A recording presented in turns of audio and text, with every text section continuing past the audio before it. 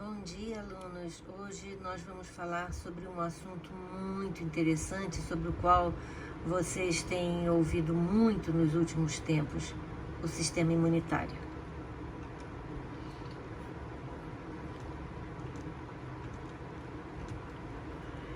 Apesar do nosso corpo ser bem protegido pela pele e pelas membranas que revestem os órgãos internos, é praticamente impossível evitar a entrada de micro-organismos invasores e alguns deles podem ser bastante perigosos. Felizmente, nós contamos com um eficaz sistema de defesa interno comparável a um exército bem organizado e bem aparelhado, o sistema imunitário, que é constituído por certos tipos de leucócitos, principalmente linfócitos, e pelos órgãos onde ocorre a formação, a maturação e a multiplicação desses leucócitos. Dois termos são muito falados e muitas vezes confundidos: antígeno e anticorpo.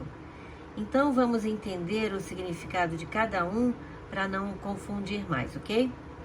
Antígeno é qualquer substância estranha ao corpo que seja capaz de provocar uma resposta imune. Pode ser um vírus, pode ser uma bactéria, uma célula de outra pessoa ou alguma substância biológica ou sintética. Qualquer coisa que o meu corpo não identifique como sendo eu é um antígeno. Em regra geral, os antígenos são macromoléculas e sua imunogeneticidade é variável. Podemos identificar três tipos de imunógenos: naturais, artificiais ou sintéticos. Os imunógenos naturais são as proteínas, os polipeptídeos e seus derivados glicídios, lipídios, ácidos nucleicos e etc. Os imunógenos artificiais são macromoléculas modificadas quimicamente, e os imunógenos sintéticos são essencialmente macromoléculas polipeptídicas. Anticorpo é uma proteína que atua na defesa do corpo contra agentes estranhos, os antígenos. Essa figura aqui mostra a sua forma, que é em forma de Y, que é uma estrutura básica dos anticorpos. Toda molécula de anticorpo é composta por duas cadeias polipeptídicas pesadas e idênticas e duas cadeias polipeptídicas leves.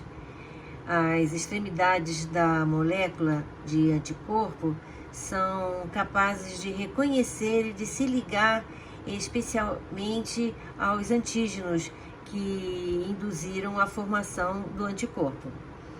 A reação entre o anticorpo e o antígeno é altamente específica, de modo que cada tipo de anticorpo reconhece um único tipo de antígeno. O anticorpo, ao se ligar ao antígeno, inativa-o e favorece a sua destruição pelas células fagocitárias. Cerca de 20% das proteínas presentes no plasma sanguíneo humano são formadas por anticorpos, que são produzidos em respostas a substâncias estranhas que penetram no organismo. Essa especificidade é do tipo que existe entre uma chave e a sua fechadura. Isso é, só uma chave se encaixa perfeitamente em uma determinada fechadura e vice-versa. Isso é, cada fechadura tem sua chave, que no caso do antígeno versus anticorpo é produzido exatamente para se encaixar nela. Então, concluindo, cada antígeno induz a produção de um anticorpo, ok? Tipos de leucócitos no sangue. Macrófagos são células que se movimentam continuamente entre os tecidos, aonde ingerem por fagocitose micro-organismos, restos de células mortas, resíduos, etc. Quando eles estão no sangue, essas células são chamadas de monócitos. um tipo de leucócito. O macrófago é uma célula derivada do monócito, um tipo de linfócito produzido na medula óssea através da diferenciação de células-tronco hematopoéticas, através de um processo conhecido de hematopoese. São encontrados em todos os locais do tecido conjuntivo. Concentram-se em vários órgãos, como por exemplo o fígado, o baço, os linfonodos, onde são relacionados com a defesa do organismo e ficam poucas horas circulantes na circulação sanguínea e seguem para outros tecidos, onde sofrem processo de diferenciação e recebendo o nome de macrófagos. Segundo tipo, linfócitos. São os principais soldados do sistema imunitário. Os linfócitos B, por exemplo, são especializados na produção de anticorpos. Anticorpos são proteínas capazes de se combinar especificamente a substâncias estranhas ao corpo, inativando-as, como eu falei. Outro tipo de linfócito é o linfócito T matador, também conhecido como célula CD8.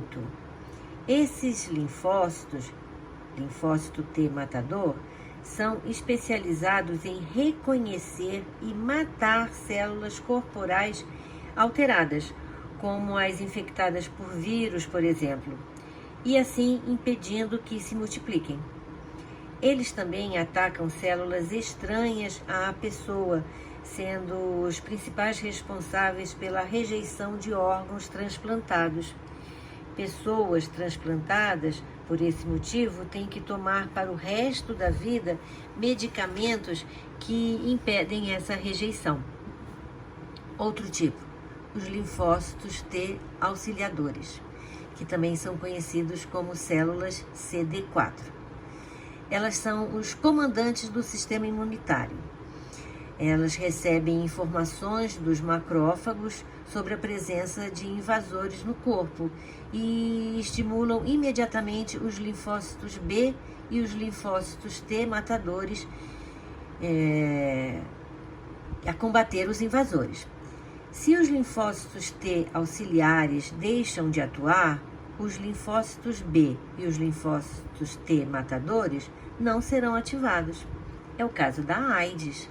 A AIDS é uma doença terrível exatamente porque o vírus HIV ataca e destrói os linfócitos T auxiliadores. Consequentemente, os outros linfócitos não são ativados e a pessoa passa a adquirir infecções que não afetariam pessoas saudáveis. Vocês certamente se lembram que as pessoas infectadas pelo HIV sofrem com as chamadas doenças oportunistas, como, por exemplo, a tuberculose, diversos tipos de câncer e até a gripe. Esses dois tipos de célula são os leucócitos não granulócitos ou agranulócitos, pois não possuem grânulos e apresentam núcleos com formato relativamente irregular. Mas nós temos também os leucócitos granulócitos, que possuem grânulos no seu citoplasma e são os que veremos agora. Primeiro tipo, eosinófilos. São um tipo de glóbulo branco do sangue que desempenha um papel importante nas respostas do organismo a reações alérgicas, como asma e infecções por parasitas intestinais também. Essas células participam da imunidade protetora contra certos parasitas, mas também contribuem para a inflamação que ocorre em distúrbios alérgicos. Em geral, um alto número de eosinófilos pode ser um sinal de alergia, como asma e também alguma dermatite atópica. Já um número baixo de eosinófilos no sangue tem como principais causas o uso de medicamentos corticoides, o estresse e processos inflamatórios ou infecciosos agudos. Pessoas que estão fazendo tratamento com corticoides normalmente apresentam um número baixo de eosinófilos. Os basófilos. Eles são um tipo de glóbulos brancos do sangue que desempenha algum tipo na vigilância imunológica, como a detecção e destruição de câncer em estágio muito inicial, e também no reparo de feridas. Os basófilos podem liberar histamina e outros mediadores e participam do início das reações alérgicas. Uma baixa produção dessas células pode estar relacionada à baixa imunidade, também à gravidez e também ao uso de medicamentos e problemas hormonais ou também de estresse. Os neutrófilos. Esses são um tipo de glóbulo branco que atua como principal defesa do corpo contra infecções bacterianas agudas e certas infecções causadas por fungos. Os neutrófilos normalmente constituem cerca de 45 a 75% de todos os glóbulos brancos na corrente sanguínea. Essas são as primeiras células a migrar para sítios da infecção e desempenham um importante papel na defesa contra vários patógenos, especialmente o fungo Candida albicans, a causadora da candidíase. Então, quando no exame de sangue encontramos neutrófilos altos, significa que a pessoa está com alguma infecção bacteriana ou causada por um fungo. Alguns leucócitos encontrados nos tecidos. Macrófagos. São as células importantes que fagocitam invasores e que atuam na destruição de patógenos e no reparo tecidual. Mastócitos. São as células teciduais que agem na defesa contra os micro-organismos e são importantes nos casos de inflamação. E por fim, células chamadas células dendríticas. São as células que, após a fagocitose e o processamento do patógeno, apresenta os antígenos para o reconhecimento e a ativação dos linfócitos T. Elas são produzidas na medula óssea e podem ser encontradas no sangue, também na pele, no trato digestório e no sistema respiratório. Elas são as responsáveis pela identificação da infecção e desenvolvimento da resposta imune. Essas células capturam antígenos e se tornam ativas quando migram para os linfonodos, nos quais eles apresentam os antígenos. Assim, quando o sistema imune se sente ameaçado, essas células são ativadas com o objetivo de identificar o agente infeccioso e promover a sua eliminação. Dessa forma, essas células, se não funcionarem corretamente, o sistema imune tem mais dificuldade para defender o corpo, existindo maior chance de desenvolver uma doença ou até um câncer.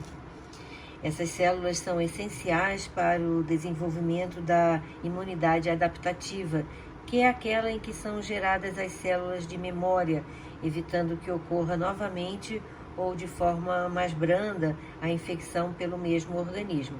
Vamos falar já sobre isso. Os órgãos do sistema imune. Linfonodos.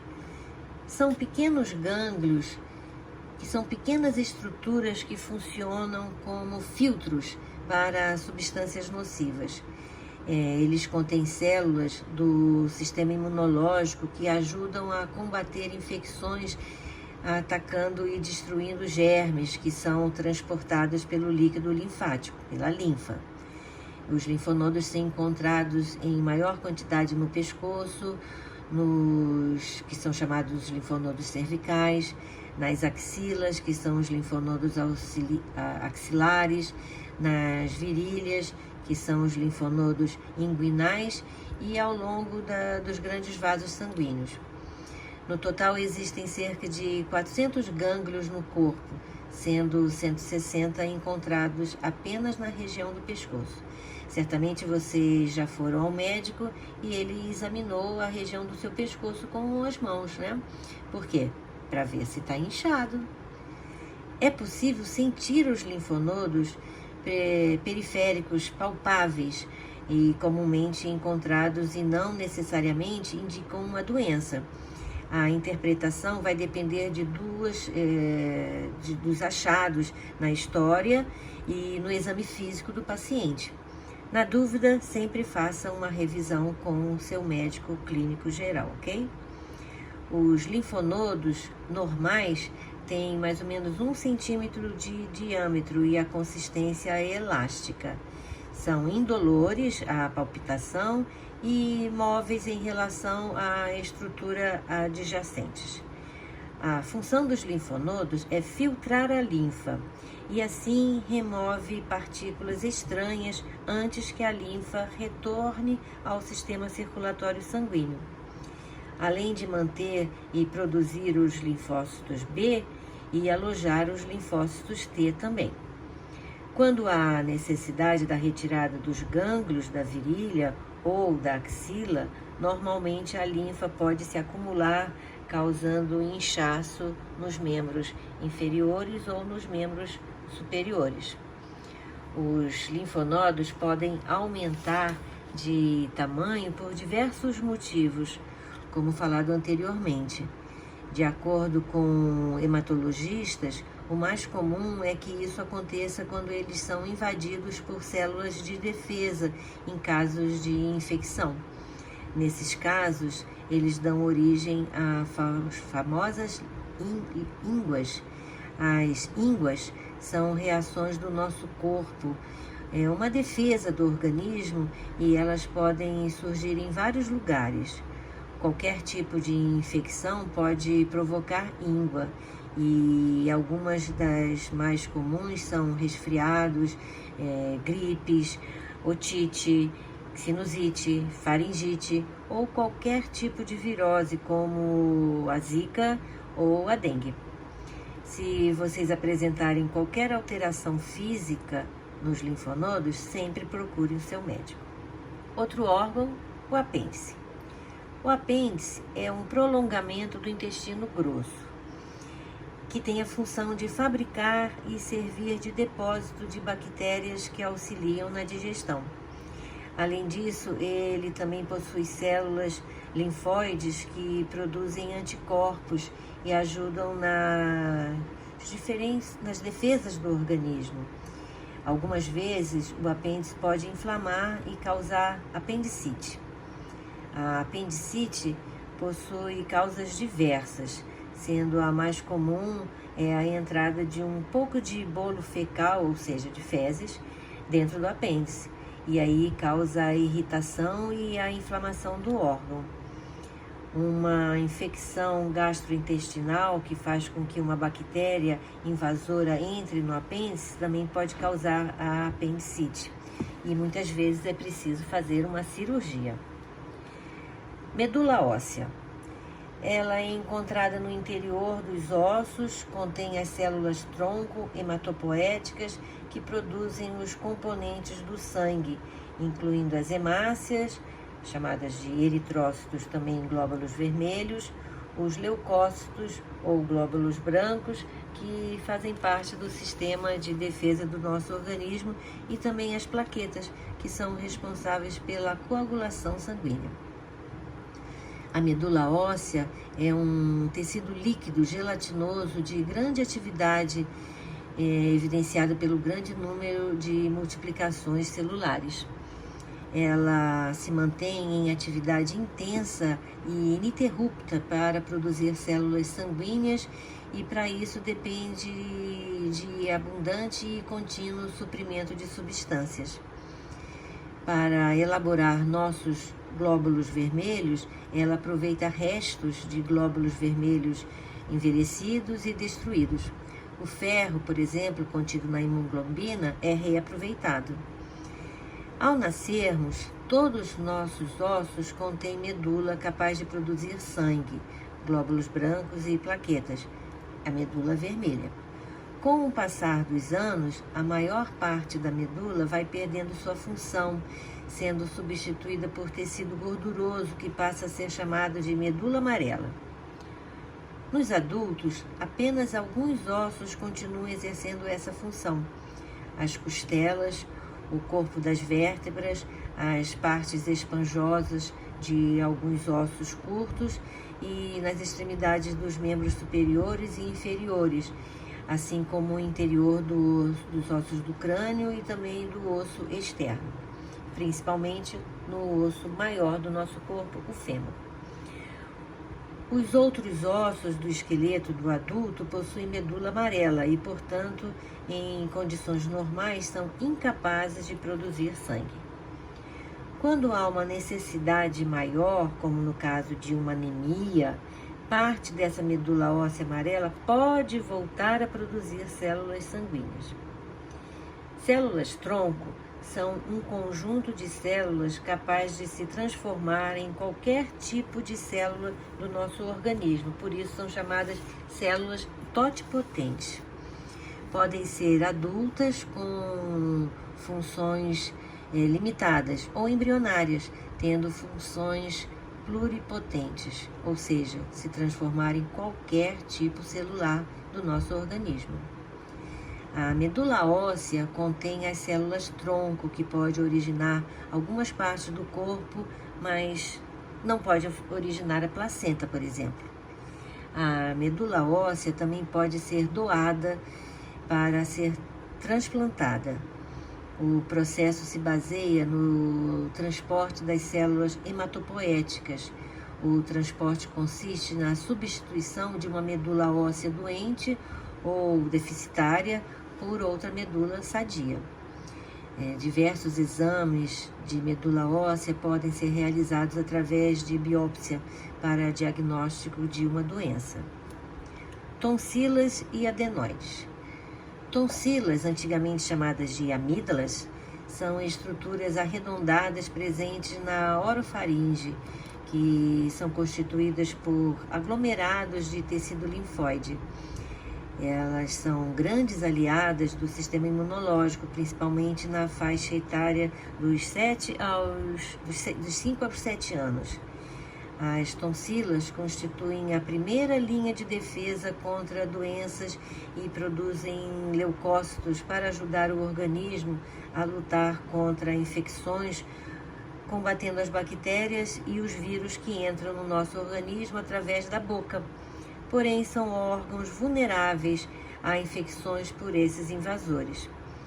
As tonsilas infeccionadas ficam inchadas e vermelhas, causando muita dor, a chamada dor de garganta no paciente, e causa também dificuldade respiratória, obstrução nasal, ronco e apneia do sono, além de quadros de otite, de sinusite e de rinite de difícil tratamento. As adenoides se localizam onde as fossas nasais se ligam à faringe. O timo é um órgão linfático situado na parte anterior e superior da cavidade torácica, próximo ao coração. Ele tem a função de amadurecimento dos linfócitos. Na infância, ele produz células de memória que vão defender o nosso organismo pelo resto da vida. Ele nos protege contra doenças autoimunes, porque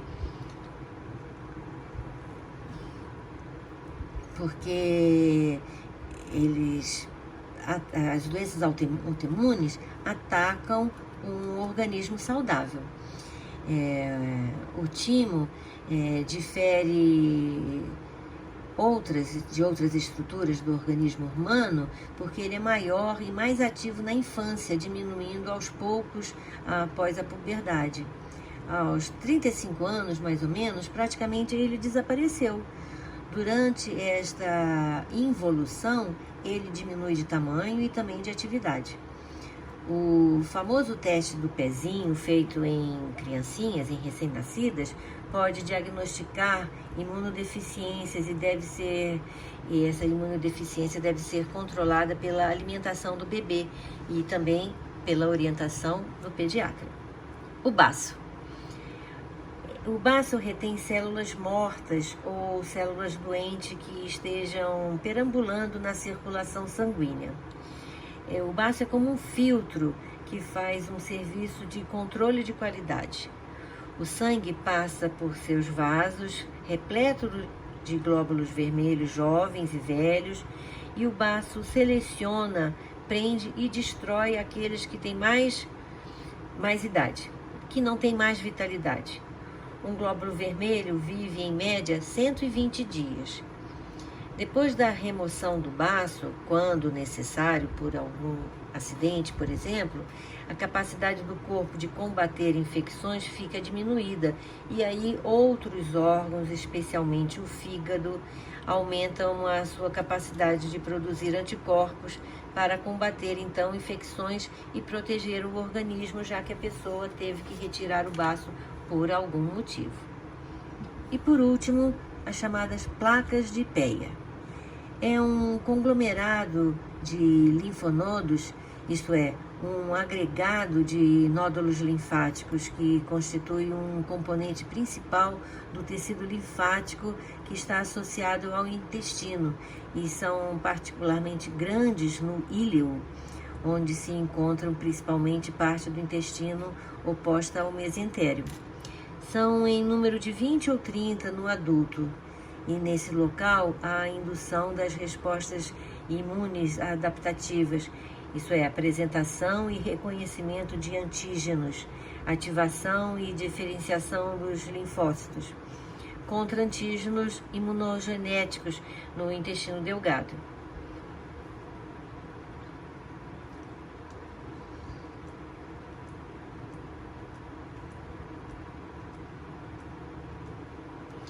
Vamos falar agora sobre imunidade inata e imunidade adaptativa. Primeiro, a imunidade inata, que também é chamada de imunidade natural. Ela está presente ao nascer. A resposta não é específica e se caracteriza pela rápida resposta a alguma agressão independente de estímulo prévio. E ela é a primeira linha de defesa do organismo. Seus mecanismos compreendem barreiras físicas, químicas e biológicas, componentes celulares e moléculas solúveis. Ela não gera memória imunológica. Como exemplo, nós podemos citar a pele, os cílios, a mucosa, fluidos corporais e ações físicas, como tosse e o espirro. As barreiras fisiológicas, por sua vez, atuam de modo a inibir ou eliminar o crescimento de organismos patogênicos. A imunidade adquirida, também chamada de adaptativa, também chamada de imunidade específica, ou seja, é a linha de ataque do sistema imunológico e é feito sob medida para atacar o organismo estranho. Como precisa ser adquirida, ela demora mais para acontecer. O organismo precisa descobrir que foi invadido e reconhecer o antígeno e só então produzir as respostas específicas. Então, primeiro ele tem que identificar que foi invadido e depois reconhecer o invasor. Por isso ela demora. A principal forma de responder a um antígeno é com a produção de anticorpos, também chamados de imunoglobulinas. Essa é uma resposta mais lenta, porém gera proteção por longos períodos e pode voltar a ser recrutada se o organismo entrar em contato com o invasor novamente. Por exemplo, graças a respostas imunes adquiridas, só se tem catapora e sarampo uma vez. A imunidade adaptativa é diferente da imunidade inata por dois fatores: a especificidade e a memória. A especificidade é dada pela capacidade do sistema imunológico de reconhecer e eliminar o antígeno. A memória é dada pela capacidade de reconhecer o mesmo antígeno e reagir contra ele. Por exemplo, falando um pouco sobre a Covid, esta é uma dúvida que os cientistas ainda têm e só com o tempo poderá ser respondida. Ainda não se sabe quanto tempo duram os anticorpos contra esse novo vírus. Então ainda não se está definido como será o esquema de vacinação daqui para frente. Eu já tomei 2 doses, mas como eu tenho 62 anos, pode ser que em breve eu tenha que tomar a 3ª dose. Não se sabe ainda. No caso de viroses, e especialmente esta, atingir o vírus dentro do corpo, é muito difícil, porque ele fica praticamente inacessível no interior das células. E o que o sistema imunológico reconhece como antígeno são as proteínas presentes no envelope viral, as proteínas S do COVID. A resposta imunitária que se procura ao desenvolver uma vacina contra o corona é justamente atacar essas proteínas, porque elas são as partes mais expostas desse vírus. E o sistema imune pode aprender a reconhecê-las e mais facilmente inativá-las. Os anticorpos produzidos no nosso corpo podem se unir a elas, recobrindo o vírus, o que impediria a entrada na célula. Essa atuação dos anticorpos neutralizaria os vírus. Até o momento, todas as estratégias pensadas para a produção de vacinas contra a Covid visam o reconhecimento justamente dessas proteínas. O combate envolve a imunidade adquirida e não a imunidade inata, de modo que o objetivo é que as vacinas não promovam respostas inflamatórias e sim preservem o sistema respiratório das pessoas que venham a se vacinar. Em tempo, vocês já se vacinaram? Vacinas têm respostas diferentes de quanto tempo fornecem proteção de acordo com o patógeno que combatem e também o tipo de imunidade que despertam. Podem durar 30 anos, como é o caso do sarampo, ou só 1 ano, como é o caso da gripe, que o vírus sofre mutações anuais para escapar da proteção vacinal, né? Desviando assim a ação do sistema imunológico. Por isso que nós temos que tomar todo ano a vacina contra a gripe. Vamos falar mais sobre a vacina na próxima aula, ok? As células envolvidas na imunidade adquirida são os linfócitos B e os linfócitos T auxiliadores. As células B podem aprender a reconhecer um número praticamente ilimitado de antígenos e distintos. Os linfócitos permitem ao organismo lembrar dos antígenos e distinguir o que é próprio do que não é próprio do corpo e é prejudicial. Os linfócitos realizam diapedese, isto é, eles passam dos tecidos saindo da corrente sanguínea quando sua presença é necessária.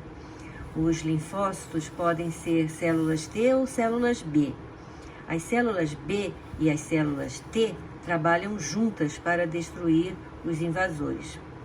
Em geral, para serem ativadas, as células T precisam da ajuda de outra célula imunológica que quebra os antígenos em fragmentos e então o apresenta para a célula T. Em seguida, a célula T se multiplica e se especializa em diferentes tipos de célula T. Por exemplo, células T killer, citotóxicas, que se aderem ao antígeno, matando-as e fazendo furos em sua membrana e injetando nelas enzimas.